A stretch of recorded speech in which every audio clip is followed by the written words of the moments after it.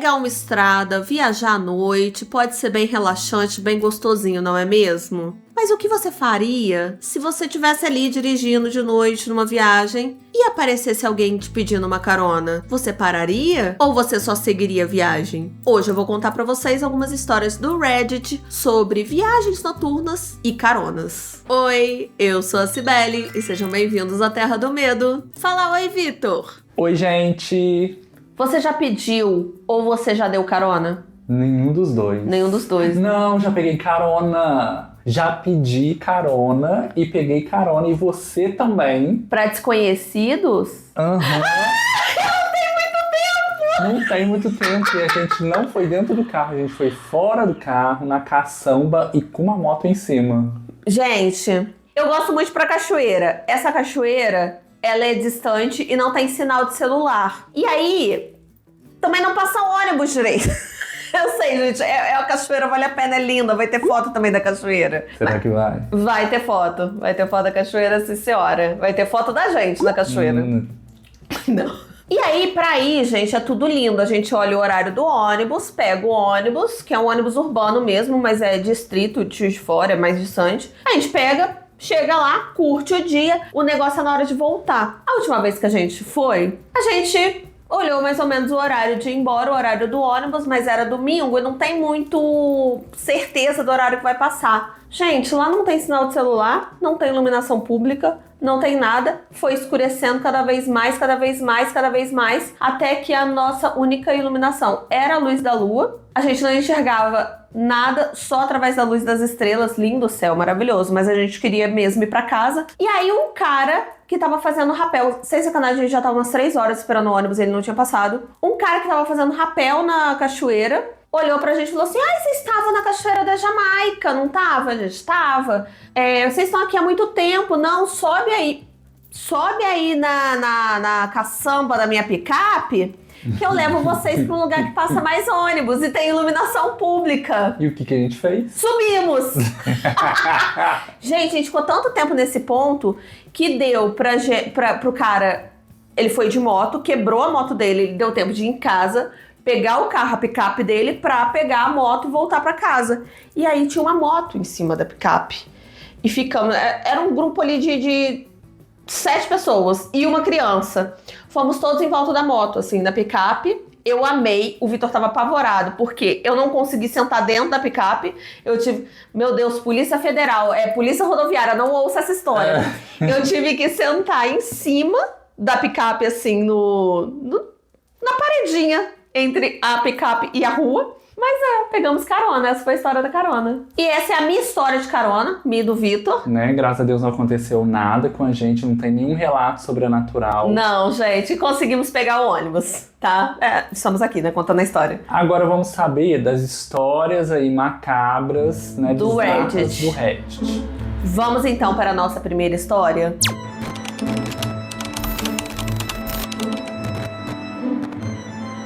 A minha irmã é capaz de se comunicar com os mortos, ver os mortos, desde que ela se entende por gente. Ela pratica o Wicca e ela tem vários talentos, gente. Ela lê cartas de tarô como ninguém e ela começou a ajudar pessoas como tirando os espíritos da casa delas. Ah, sua casa tá assombrada. A minha irmã vai lá e faz o melhor pra ajudar. Ela já fez isso, inclusive, num posto de gasolina que eu trabalhava. O meu pai sempre foi uma pessoa muito cética e ele tinha certeza que minha irmã via coisas porque ela tinha algum tipo de transtorno mental que fazia ela ter alucinações. Isso até o dia que a picape dele se tornou o lar de um espírito indesejado. Certa noite, meu pai estava trabalhando e ele trabalhou até mais tarde nesse dia. Quando ele voltou para casa à noite, ele entrou em casa, gente, com um olhar de perturbado, assim. Ele tava mudo, ele ficou quieto e ele foi direto pro outro quarto falar com a minha mãe. Eu pude ouvir a conversa deles. Meu pai tava contando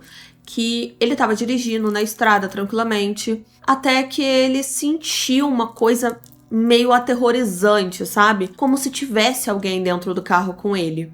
Até que, do absoluto nada, a luz do airbag do banco do passageiro se acendeu. E como que funciona essa luz de airbag? Ela só acende se alguém estiver sentado no banco do passageiro, porque é acionado com o peso da pessoa. Ele disse que na hora ele tentava convencer a si mesmo de que era um problema elétrico, que ele tinha que ver depois. Só que, pela visão periférica, ele pôde ver algum contorno de alguém realmente sentado ao lado dele. Ele não sabia o que pensar sobre aquilo, ele não tinha uma solução lógica para dar naquele momento. E a única coisa que ele sentiu foi um medo descomunal. A minha mãe tinha testemunhado a minha irmã expulsando o espírito ruim no posto de gasolina que eu trabalhava. Então, ela deu a ideia do meu pai para ele chamar a minha irmã para dar uma olhada no que ela podia fazer. A essa altura, gente, eu já tava no quarto com eles perguntando detalhes do que tinha acontecido. Eu nem tenho o mesmo dom que a minha irmã, mas eu sempre tive uma certa sensibilidade em sentir ali espíritos, a energia das coisas, e desde sempre eu me interesso pelo paranormal. Eu já cheguei até a fazer algumas investigações paranormais com alguns amigos meus. Bem, mas voltando. Depois disso, a minha irmã também entrou no quarto e a gente contou pra ela o que tinha acontecido com todos os detalhes. Ela falou que sem problemas, que ela ia verificar a picape e pediu para que eu acompanhasse ela. Gente, o que eu vivenciei ali eu nunca mais vou esquecer. A gente foi até lá fora, onde a picape estava estacionada, e minha irmã entrou nela, sentando no banco do motorista. Na mesma hora ela disse, ainda tá aqui. Então ela ligou a picape e a luz do airbag do passageiro, na mesma hora, acendeu, tal qual tinha acontecido com nosso pai. Agora, só pra questão de contexto. Na época tava fazendo muito frio. Sabe quando tá fazendo frio a ponto de você baforar e sair fumacinha da boca? Tava esse nível. Aí o que minha irmã fez? Ela virou pro lado do passageiro e deu uma soprada bem quente, assim, na direção. Eu acompanhei a fumacinha que saiu da boca dela e eu vi a fumaça sair e ir em volta de uma figura que tava no banco do passageiro, mas quando você olhava, não tinha nada. Ela virou pra mim e disse que a gente precisava tirar aquilo dali o mais rápido possível pela segurança do nosso pai. A gente voltou pra dentro de casa e minha irmã sentou e explicou pro meu pai qual tipo de espírito era aquele. E aquele era o espírito carona. Ela disse que são espíritos que geralmente são malévolos, eles têm intenções ruins, e que assim como caroneiros de estrada, eles pulam dentro do carro, sentam no banco do passageiro e ficam ali. E ela disse que esses espíritos são perigosos porque ele pode fazer coisas tipo fazer o freio do carro falhar do nada, ou então mexer em até outras coisas mais específicas que possam gerar um acidente. Quando minha irmã terminou de contar tudo, o meu pai, por mais cético que ele fosse, ele deu a permissão pra ela fazer o que tinha que fazer pra expulsar aquele espírito de lá. Ela virou pra mim, disse que precisava de mim como sua assistente, foi pro quarto dela, reuniu as coisas ali que ela ia precisar e fomos de novo pra picape. Ela realizou uma espécie de ritual do lado de fora do carro e me fez participar dessa parte. Eu nem consigo aqui me lembrar de todos os detalhes do ritual, porque isso era uma coisa muito nova pra mim, eu nunca tinha feito isso e aconteceu há muitos anos atrás. Eu lembro que tinha uma pena, uma faca que servia para canalizar energia. Ela tinha também um saquinho de couro. Dentro desse saquinho de couro tinham várias outras coisinhas ali dentro. E também tinham outras ferramentas que ela usava no ritual. Depois de fazer o que ela tinha que fazer na área externa, ela defumou o interior do veículo com sálvia. Ela ligou de novo o carro. E, de novo, a luz do airbag estava ligada como se alguém tivesse sentado ali. Foi então que ela escancarou todas as portas do carro e começou a gritar com o espírito, falando para ele sair, que ele não era bem-vindo ali. Ela me disse que o espírito não estava querendo sair, que ele estava sendo extremamente teimoso. Depois de um tempo dela gritando com a entidade, fazendo as coisinhas dela, os rituais, depois de muito tempo, ela finalmente falou que aquela criatura tinha ido embora. E, gente, batata! Na hora que ela ligou o carro novamente, a luz do airbag estava desligada. Entramos na nossa casa e ela falou pro meu pai que o espírito já não estava mais lá. E, gente, depois disso, o meu pai nunca mais viu aquela luz acender e também ele nunca sentiu nenhuma outra presença esquisita dentro do carro. Até hoje, o meu pai não gosta de falar sobre esse assunto. Mas eu sei que depois disso ele passou a acreditar mais nos relatos dela e ele não fica mais por aí falando que ela deve ter algum transtorno que faça ela ter alucinações. Fim da primeira história. Gente, eu morri na hora que ela começa a gritar pro espírito sair de dentro do carro. Me lembrou o vídeo daquela mulher expulsando as formigas do pote de açúcar. Bora, circulando, acabou, sai daqui, não sei o que lá. Eu achei ela diva. Não, pra mim foi novidade também, saber que espírito consegue mexer na mecânica do carro pra provocar acidente. Também foi uma coisa que me pegou.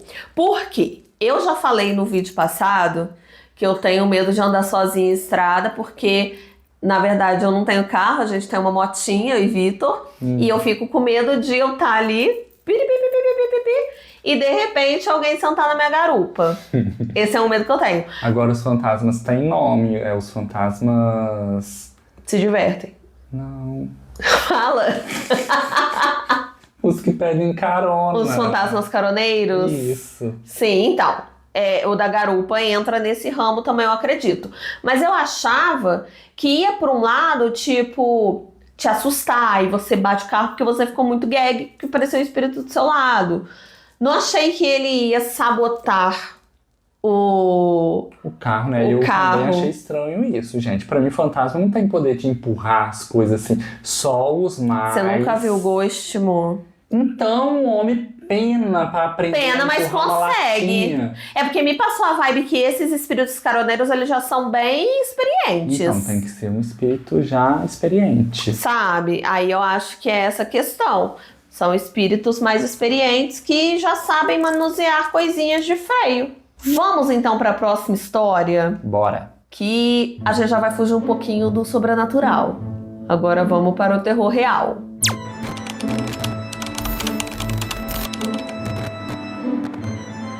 Eu tinha 52 anos de idade, né, Vitor? E olha que tinha. Tinha. Gente, eu uso produtos Ivone. Eu tinha 52 anos de idade na época e eu tava viajando pra fora da cidade por conta de um trabalho que eu tive que fazer. E no meio dessa viagem, gente, como todo mundo que viaja por aí, eu parei num posto de gasolina. É até um posto bem conhecido, você deve conhecer. Eu parei pra comer um negocinho, abastecer o meu carro, usar um banheiro, né? Fazer um belo de um xixi. E depois eu ia voltar pra viagem. Eu fui abordada por uma mulher que devia ter ali seus 20 anos de idade. Se não tinha, tava na casa dos 20. Ela tava procurando alguém que pudesse dar uma carona pra ela até a cidade dela. A cidade dela ficava a 2 cidades de distância do posto que a gente estava. Ela disse que o pessoal que estava com ela, dando carona, foi embora enquanto ela estava no banheiro. Ela estava um pouco chateada, assim, ela não estava com o celular. E eu perguntei pra ela se ela lembrava o telefone de alguém que ela conhecia, que aí eu ligava do meu celular, mas ela não conseguia lembrar o número de ninguém. Eu fui checar com os funcionários, eu perguntei sobre a moça, e eles falaram que ela já estava ali há um tempinho, procurando alguém pra ajudar ela, porque ela tava com os amigos, só que os amigos abandonaram ela ali naquele posto enquanto ela foi no banheiro. Eles confirmaram a história dela. Gente, eu tomei uma decisão de fazer algo que eu nunca tinha feito na minha vida até então. Dar carona para uma pessoa completamente estranha. Eu não tava indo pra cidade dela, mas eu ia passar por lá, assim.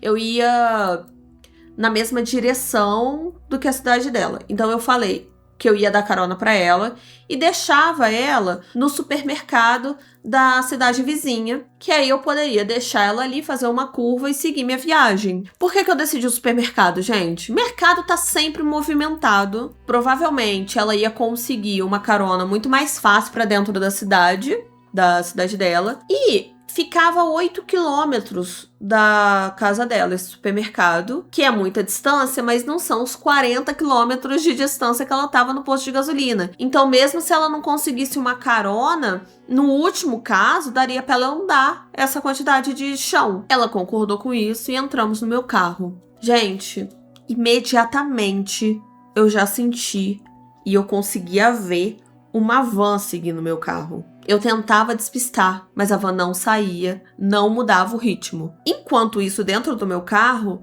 a mulher começou a querer mexer no meu telefone. Simplesmente ela pegou meu celular e queria mexer nele. Eu falei assim, não, de jeito nenhum. Esse telefone é pro meu trabalho, não é nem meu telefone pessoal, não, de jeito nenhum. E aí eu afastei o meu celular do alcance dela. E a van tava se aproximando, eles começaram a acelerar pra se aproximar do meu carro. De repente, a mulher disse que lembrou do telefone do namorado dela e que a gente precisava ligar pra ele naquele momento. E assim, gente, eu não iria usar um telefone enquanto eu dirijo, ainda mais na estrada. Fora que eu já tava chegando ali numa cidade e já tinham várias placas de monitoramento, coisa e tal. Então, assim, eu não ia arriscar a minha CNH e a minha vida mexendo no celular enquanto eu dirijo. Eu respondi a ela, fica tranquila porque a gente já tá chegando no supermercado e aí quando a gente estacionar a gente liga pra ele. E ela começou a ficar muito agitada e nervosa comigo, falando, não, de jeito nenhum, você tem que me levar pra casa. Eu disse que eu não ia levar ela pra casa, que eu ia deixar ela como combinado no supermercado, porque se eu fosse deixar ela em casa, gente, eu ia me atrasar muito pra voltar pra casa. A cidade dela era caminho contrário ao meu, mas que ela podia ficar tranquila que quando a gente chegasse no estacionamento eu ligava pro namorado dela. Ela ficou ainda mais frustrada e chateada e a van se aproximava cada vez mais. Eu então entrei no estacionamento do supermercado. Era por volta de 4 horas da tarde. E de fato o mercado estava super movimentado. Eu parei em frente à loja, peguei meu celular e perguntei o número do namorado dela que ela tinha se lembrado. E ela falou que magicamente tinha esquecido de novo. Ela se recusava a sair de dentro do meu carro,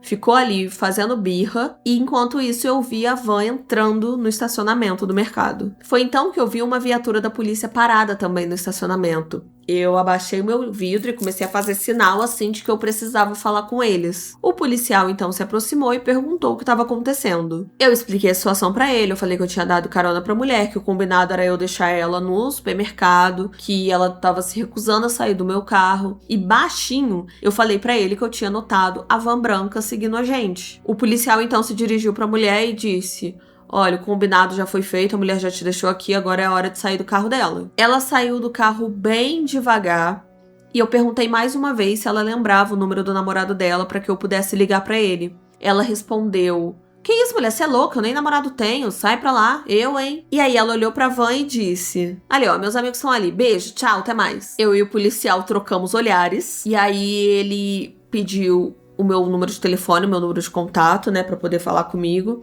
E ele disse que iria segurar a van ali uns 20 minutos pra dar tempo de eu seguir a minha viagem. Ele ia pedir ali habilitação, tal, perguntar o que estava acontecendo, pedir documentação, ia entender a história, por que eles deixaram a menina lá no posto de gasolina e depois surgiram atrás do carro, ia investigar mais a história. E ele pediu para que eu não desse mais carona para ninguém. Eu fui embora e segui pro meu destino. Mais tarde, o policial realmente me ligou. Ele queria saber se eu tinha chegado bem no meu destino. E ele falou que estavam investigando tanto o dono da van quanto a própria van. Depois disso, ele falou que falaria comigo uns 2, 3 dias depois. Mas assim, depois disso, eu não soube de mais nenhum detalhe sobre isso. Agora, o meu maior medo é um dia eu ligar a TV nesses programas de true crime e ver uma reportagem mostrando a foto dessa mulher e falando que ela e os amigos assaltavam e matavam pessoas na estrada. Fim da segunda história. Ai, gente, não dá muito pra ser gentil hoje em dia não, hein? Vou mentir pra vocês não. Porque se não tivesse esse policial no estacionamento do mercado, a mulher tava fodida. Ela ia ficar tentando brigar com a menina, expulsá-la do carro, mas ela podia estar segurando também pra render ela na hora que os amigos chegassem, né? É, sabe, a van chegando. O que ela ia fazer, gente? Porque muito dificilmente civis iam ajudar ela. Porque, cara, querendo ou não, é muito triste isso, mas é perigoso também você ajudar pessoas nessa situação, porque você não sabe o que tá acontecendo, ninguém sabe o lado dela. Gente, é muito perigoso hoje em dia, tudo. Eu acho que ela deu sorte de encontrar alguém ali, um policial atencioso, né? Porque poderia ser um também que virasse, só expulsasse a menina e falasse: então já acabou? Mas não, o policial quis ligar pra ela depois, né? Não, e só do fato dele também ter prendido a van ali uns 20 minutos pra dar tempo dela então, seguir viagem, eu achei incrível, porque realmente, se ele só tivesse falado assim, menino, ó, bora, sai do carro, aí liberasse todo mundo, a van ia seguir ela. Agora, o que essa van queria, o que esse povo queria? Qual que é o plano deles? Por que precisava de ter a menina dentro da... Porque se fosse pra pegar a mulher, poderia pegar ela em qualquer lugar. Eu não sei, porque ela tava tentando mexer no celular da mulher dentro do carro dela, né? Às vezes ela iria render essa mulher, fazer alguma coisa já com ela ali, pra van vir só roubar as coisas.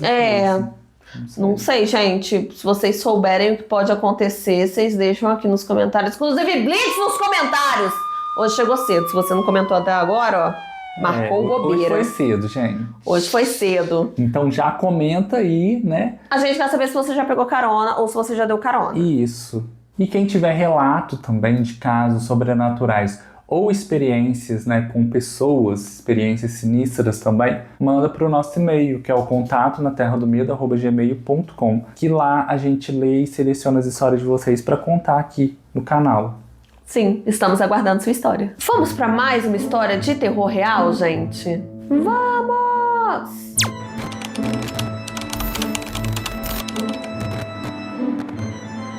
Essa é uma das milhares de histórias que meu pai me conta de quando ele era muito mais novo do que eu tenho hoje em dia 28 anos, da época em que ele costumava pegar carona aí pelas estradas da vida. O meu pai sempre foi muito fã de Grateful Dead. Gente, fanático a ponto de ele e o amigo dele, o John, eles pegarem a estrada para onde quer que a banda fosse. A banda tava na cidade tal, eles iam atrás da banda na cidade tal. E carregando ali o dinheiro que eles tinham e seus violões. Em certo dia eles chegaram ali na Geórgia, eles já estavam muito cansados, muito exaustos, mas eles tinham que continuar seguindo viagem, senão eles não iam conseguir chegar na data certa pro show. Eles ficaram caminhando na beira de estrada, gente, por um temparaço, procurando carona, sem sucesso. Eles já estavam perdendo as esperanças até que uma picape, caindo aos pedaços, parou do lado deles e deixou eles entrarem. O meu pai entrou no banco da frente. O John entrou no banco de trás. Assim que eles entraram, já agradeceram.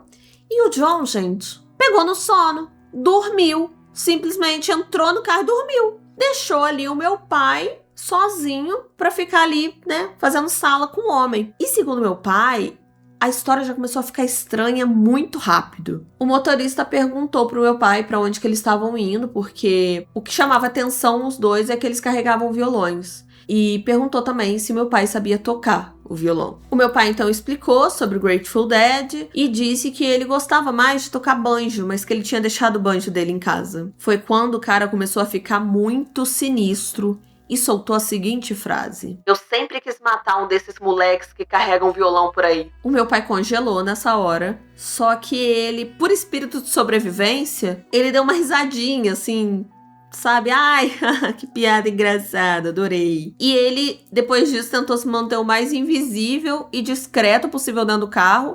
E enquanto isso, ele estava tentando acordar o John de fininho. O clima foi ficando cada vez mais pesado.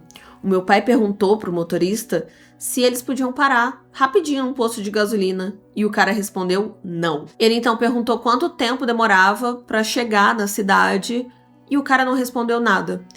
E logo eles entraram num silêncio absurdo dentro do carro. Depois de algumas horas dentro do carro, e no meio disso o John acordou, finalmente, o cara perguntou para os dois se eles já tinham visto uma morte feia. Ele então começou a dirigir igual um maluco. Ele começou a jogar o carro em cima das placas da estrada, caixa de correio quando passava, qualquer coisa que ele conseguisse derrubar com o carro, ele jogava o carro para cima. E o meu pai disse que chegou no momento que tinha um cãozinho na rua e o cara atropelou o cãozinho, rindo, e com uma risada maléfica, horrorosa. O John e o meu pai ficavam rindo das palhaçadas dele, mas muito nervosos, assim, sem saber como agir, porque eles estavam com medo do cara fazer alguma coisa se eles falassem contra o que ele estava fazendo. A sorte deles foi que em um certo momento o homem parou num posto de gasolina e eles conseguiram pegar suas coisas rapidinho e saíram correndo. Eles acabaram perdendo o show naquele dia, mas eu fico muito feliz do meu pai não ter se tornado um dos moleques de violão que o cara queria matar. Fim da segunda história, terceira, quarta, quinta, terceira, fim da terceira história. O John tem o espírito de sobrevivência desta garrafa. Se eu jogar essa garrafa aqui no chão, meu filho, já era. É esse espírito de sobrevivência. Como é que a pessoa entra num carro desconhecido e dorme? Mas tinha um amigo dele ali do lado. Problema. Tava confiando no amigo. Gente, mas que personagem é esse que saiu desse filme de terror, gente? Parece um filme de terror. Não, eu fiquei imaginando ele tal qual um personagem muito específico que não sei nem se todo mundo vai lembrar. Sabe em A Casa de Cera, que tem os irmãos principais, mas tem um segundo irmão que é revelado no final, que ele é um dos irmãos que, assim, foda-se. O da caminhonete. Que ele é um caipira lá, todo não sei o que e tal.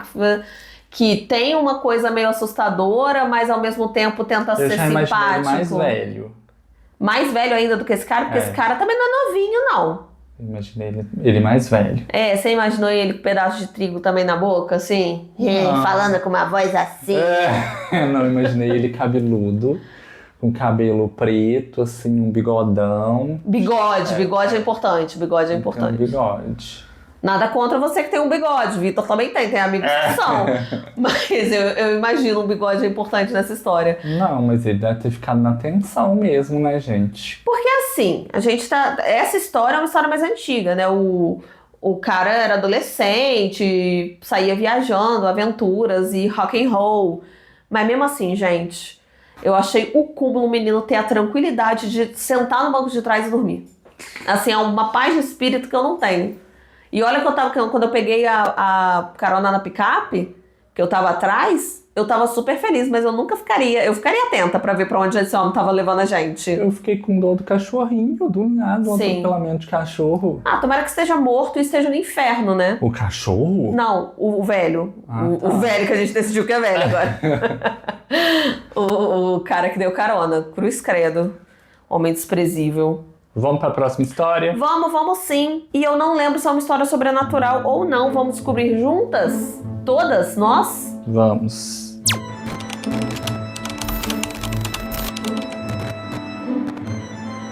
Eu moro numa cidade pequena da zona rural da Austrália. Eu sou ciclista e eu participo de eventos. E não só participo de eventos, como eu também organizo, coordeno eventos de ciclistas. Hoje, por volta de 6 horas da manhã, eu decidi subir uma montanha, peguei meu carro, botei a bicicleta nele e tava dirigindo. Aí eu tava lá, dirigindo, coisa e tal, subindo a montanha, até que eu vejo uma mulher sentada na beira da estrada. E assim, a primeira coisa que eu pensei era uma caroneira, era alguém que tava esperando uma carona, uma oportunidade de pedir carona ali. Mas, quando eu parei para analisar o contexto da situação, eu achei tudo muito estranho.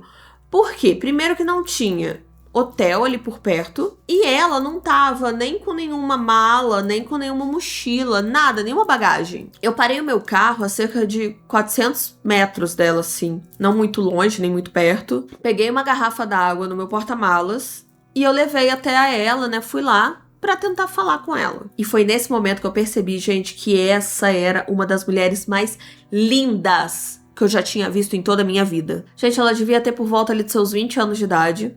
Era bem pálida, mas ela tinha um cabelo louro, lindo. E era longo, assim, até a cintura o cabelo dela. Era um cabelo ondulado. Ela tinha um corpo que parecia ser esculpido de tão lindo que era aquele corpo. Os olhos, gente, que olhos azuis eram aqueles? Não importa o quanto eu fale aqui, vocês não vão entender o quão linda essa garota era. E ela tava usando um daqueles vestidos que as garotas gostam de usar na praia, sabe? Um vestido mais longo, mas com muita cara de saída de praia.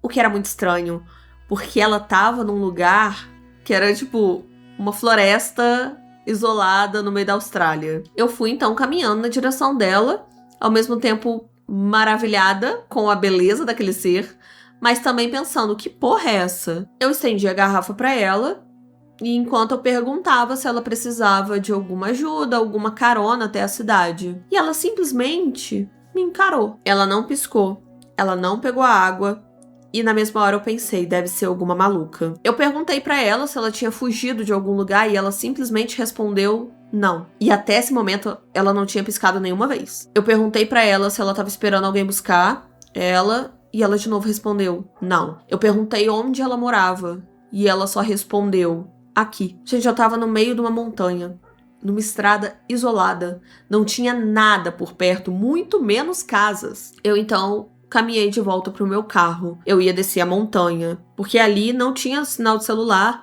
e o que eu queria era falar com a polícia pra pedir ajuda pra aquela mulher, pra ver se ela precisava de algum auxílio, alguma coisa. E ela começou a me seguir até o meu carro.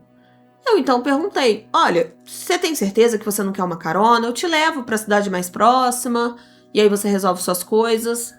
E mais uma vez ela só disse não. Eu virei pra ela e falei, olha, eu realmente não me sinto confortável em simplesmente deixando aqui ao Léo sem nenhuma ajuda. Por favor, eu insisto, deixa eu te levar até uma delegacia mais próxima. Ela simplesmente entrou no meio do matagal, numa direção que não tem nada, só mato a quilômetros. Eu fiquei então sentada no meu carro durante um tempo pensando, que porra foi essa? E foi aí que eu comecei a ficar apavorada de verdade. Porque eu comecei a ouvir o barulho dos insetos, dos pássaros, o barulho da natureza voltando. Isso me fez perceber que eu não tava ouvindo nenhum som, nenhum outro som enquanto eu conversava com ela. Tava um silêncio profundo. Nenhum pássaro, nenhum grilo, nenhuma cigarra, nada. Nenhum som típico da natureza. Eu pisei fundo no acelerador e saí voando. Assim que eu cheguei na base da montanha, que é onde tinha algum sinal de telefone, eu liguei pra polícia. Eu basicamente expliquei pra polícia que tinha uma mulher no meio da montanha, isolada, sem nada, e que ela se recusou a entrar no meu carro.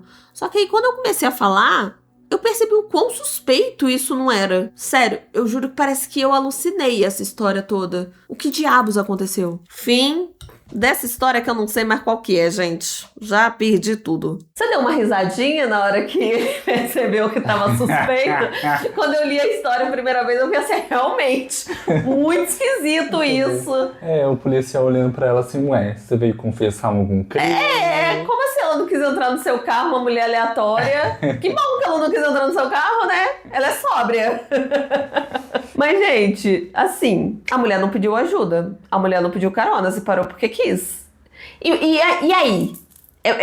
Eu não lembrava se essa história era terror real ou não, porque realmente eu não sei. Será que ela era um fantasma? Será que ela era alguma pessoa que sofreu algum trauma? Porque tem essa possibilidade. Alguém pode ter feito alguma coisa com essa mulher, soltou ela no meio da estrada e ela estava perturbada ainda, estava em estado de choque. Eu vejo até razão na atitude do AP. Entendi. Pode ser também, mas pode ser sobrenatural, porque ele falou que não estava escutando mais nada, um silêncio. Isso, mas às vezes ele só estava focado em conversar com ela ali também. Ah, gente, vamos lá, Joaninha é homem. O cara é um OP. Ele era doido na mulher, que a coisa que ele mais percebeu é que a mulher é a coisa mais linda do mundo que ele viu. Ele tava apaixonado já pela mulher, tava concentrado nela, não via mais nada a não ser essa mulher. Tá bom? Do nada. Eu não acho isso, não. Você não acha isso, não? O que você acha? Não, eu acho que ele ficou preocupado ali, né, com ela, de estar sozinho naquela situação. Mas também, se for uma pessoa real que não quis ir com ele... Eu entendo também. Eu também entendo, só que aí eu acho que ela passou por algum tipo de trauma. De trauma. Assim, pra viver numa mata, né? Mata, eu não acho que ela tava vivendo, porque em nenhum momento ele citou que ela tava desgrenhada, que ela tava suja. Ele só citou que ela era linda. De alguém. Eu acho que, assim, se não for sobrenatural, essa mulher passou por alguma coisa bem traumática. E às vezes ela tava fugindo de alguém e não queria entrar no carro desse homem também. Porque aí escapou de um, vai entrar em outro desconhecido que pode ter a melhor das intenções, gente. Mas eu não entraria, ainda mais... Gente, ele chegou assim, ó, entregando uma garrafa de água pra ela. Eu nunca aceitaria a água do estranho que parou no meio da estrada porque me viu. Nunca! Eu sei lá o que você tá me dando. Não sei, gente, essa história me deixou cabreira. Nessa história eu acredito mais no sobrenatural. Eu acho que é realmente algum espírito ali que pode ter morrido de uma forma traumática ali, porque tem isso, né? Eu já citei isso em outros Reddits também, que as pessoas falam que quando a pessoa tem uma morte traumática, ela fica meio que presa ainda nesse plano e tá ainda tentando entender onde estou, será que estou em Alagoinha? Ela fica meio assim que ela morre. Então pode ser o caso também. Deixa aí nos comentários, o que você acha? É um caso sobrenatural ou acredita ser um terror real mesmo? Uma coisa meio real ou sobrenatural. A da Márcia Goldschmidt, não era?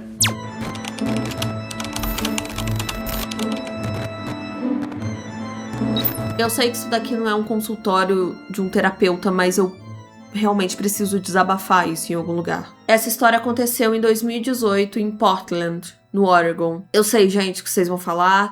Eu agi como uma idiota nessa história. Eu fui burra, fui bem leiga. Mas eu juro que depois disso eu fiquei mais esperta, eu fiquei mais atenta. E vou confessar pra vocês que eu fiquei até um pouco mais paranoica. Eu saí pra beber com alguns amigos. E, gente, já era coisa assim, de meia-noite eu já tava pra lá de Marrakech, bebíssima, doidíssima. Por quê? Porque foi uma época que eu percebi que se eu não comesse tanto durante o dia, se eu fosse para a balada sentindo uma certa fome, eu ia ficar mais alta mais rápido. Eu precisaria gastar muito menos dinheiro para ficar louca. E eu tava tão bêbada, gente, que eu mal me lembro do meu amigo pedindo Uber pra mim. Claro que eu tinha deixado meu celular descarregar. Eu lembro vagamente dos meus amigos me colocando dentro do carro e falando assim, ai, chega bem, tá? Toma cuidado. E eu não lembro nem de eu ter cumprimentado o motorista. Eu não lembro nem do meu primeiro minuto dentro do carro. Mas eu lembro que, não muito tempo depois de eu ter entrado no carro, o motorista me perguntou como tinha sido a minha noite e se eu fumava. Gente, nesse momento tudo que eu queria era a minha cama, quentinha. Eu não queria nem conversar. Então, eu só balbuciei alguma coisa que eu fumava às vezes. Foi então que ele me ofereceu um baseado. E foi nesse momento que eu comecei a prestar mais atenção no que estava acontecendo, que eu comecei a ficar mais atenta. Eu disse a ele que eu só estava cansada, que eu só queria ir pra casa mesmo. Aí ele começou a tentar me convencer, falando que era uma erva específica, que era ótima inclusive pra relaxar, pra fazer dormir. E mais uma vez, eu dei uma resposta que não era nem que sim, nem que não. O que, claro, ele interpretou como, sim, meu senhor, é obviamente que eu quero um baseado agora, nesse momento. Eu ainda tava bêbada o suficiente pra mal enxergar, pra nem conseguir falar arrastado, quando ele disse a seguinte frase: beleza, eu só vou cancelar a corrida aqui rapidinho, porque eu não posso te passar o baseado enquanto eu estiver no aplicativo. Ou alguma coisa nesse sentido. Eu demorei alguns segundos pra perceber o quão perigoso aquilo era. No momento em que eu comecei a falar alguma coisa, ele cancelou a corrida e encostou no acostamento. A gente tava numa área ali da cidade, gente, que era completamente deserta.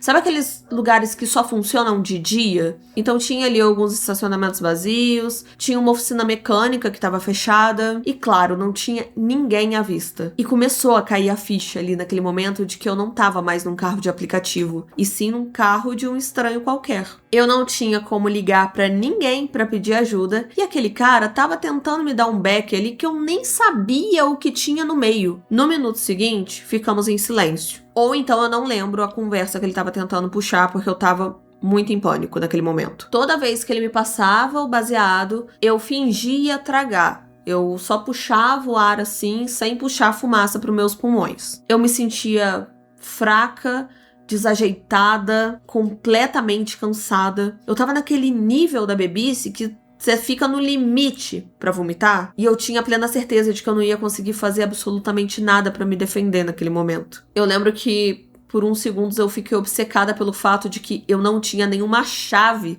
pra colocar entre os meus dedos pra tentar me defender. Porque no meu prédio, tudo é com tag de segurança. Então eu não tinha levado nem a chave do meu correio pra tentar me defender. Em pânico, eu olhei pra cima pra tentar estudar a reação dele pra ver se ele percebeu que eu tava morrendo de medo.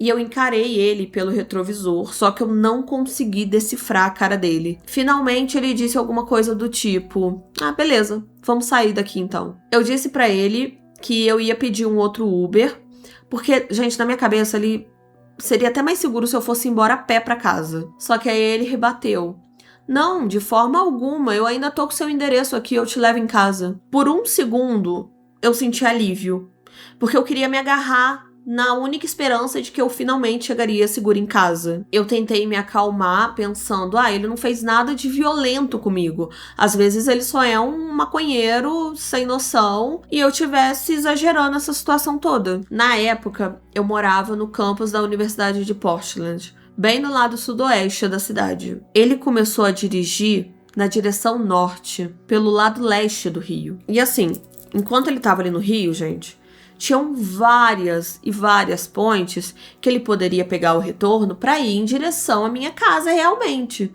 Só que ele passou de todas as oportunidades. Fomos passando point após point que poderia finalmente me levar para casa. Na parte nordeste de Portland, gente, tinha uns lugares, uns cantões assim, cercado por mata, bem deserto, e eu sabia que era a coisa mais fácil do mundo ele me levar para um lugar desse. Depois que ele passou pela quarta oportunidade, pela quarta point, eu comecei a quebrar minha cabeça pensando o que eu poderia fazer para ele me levar para casa. Foi então que eu comentei: olha, meu namorado tá me esperando no meu apartamento. E era verdade, tá? Embora eu tivesse falado isso morrendo de medo. O motorista não me respondeu nada. Ele só pegou o próximo retorno possível, virou e começou a dirigir em direção à minha casa. E mesmo quando a gente já tava na direção correta, gente, eu não me relaxei em momento nenhum. Eu tava com a mão tremendo na maçaneta. O meu telefone seguia descarregado e se ele cismasse, se desse 2 segundos na cabeça dele, ele ainda tinha várias outras rotas que ele podia pegar pra ir pra estrada. A gente já tava chegando perto do meu prédio e foi então que eu comecei a pensar que eu tava